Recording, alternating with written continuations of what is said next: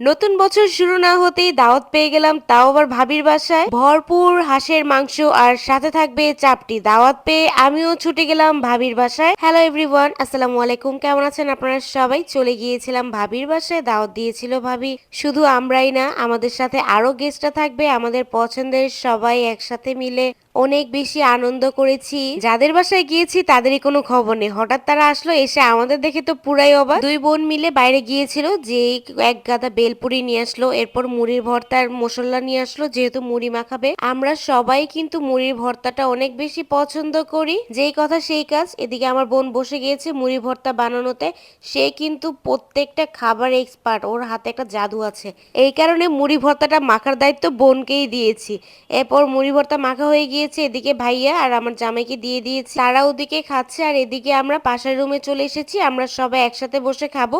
প্রথমে বেলপুরি খাচ্ছিলাম সবাই মিলে, মুড়ির ভর্তা খাচ্ছিলাম। খাওয়া শেষ না হতে আপু চলে গেল চা রান্না করতে, চা বসিয়েছে। আর এদিকে আমার বোন মুক্তা যেহেতু হাঁস রান্না করবে, আমার আশা ভাবি, এই কারণে মুক্তা সবকিছু মশলা ব্লেন্ড করে ভাবিকে সাহায্য করছিল। এদিকে চাটাও রেডি হয়ে গিয়েছে, আপু আবার চাটা মিক্স করছিল।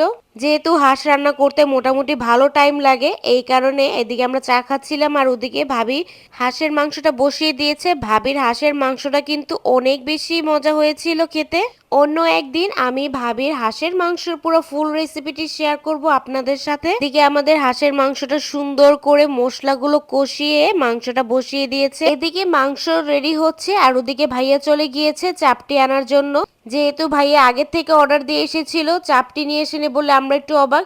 পরে দেখি না, চাপটি পিছনেই আছে, আমার জামাইয়ের হাতে চাপটি। এদিকে আমাদের মাংস রান্না করাও রেডি হয়ে গিয়েছে। এদিকে আরো গেস্ট চলে এসেছে, ভাইয়ার খালারা মামিরা তারাও চলে এসেছে। সবাই মিলে একসাথে খাওয়া দাওয়া করেছি। গরম গরম চাপটি দিয়ে যেহেতু হাঁসের মাংস খেতে হবে, এই কারণে ভাবিও চট জলদি মাংসগুলো বেড়ে দিচ্ছিল। ভাইয়া সবগুলো চাপটি প্যাকেট থেকে বের করে নিচ্ছে আর চাপটিগুলো দেখাচ্ছিল, খুব সুন্দর পাতলা হয়েছে।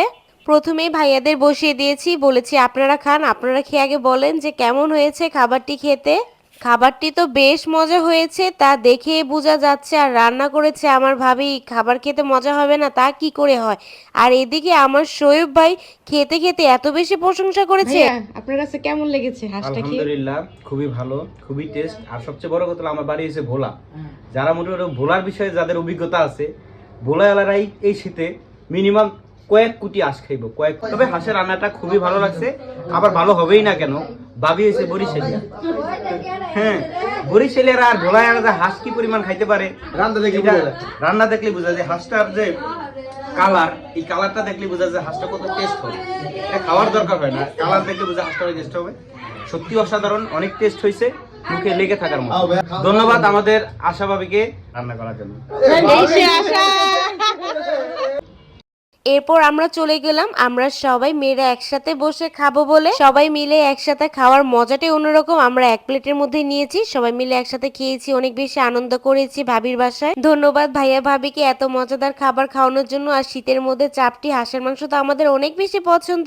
সবাই ভালো থাকবেন, সুস্থ থাকবেন। আমার ভিডিওটি এ পর্যন্ত, কি সবার মতো আমরাও বিদায় নিয়ে চলে যাচ্ছি ভাবির বাসা থেকে। আমার ভিডিও ভালো লাগলে বেশি বেশি লাইক কমেন্ট শেয়ার করে দিবেন। সবাই ভালো থাকবেন, আল্লাহ হাফেজ।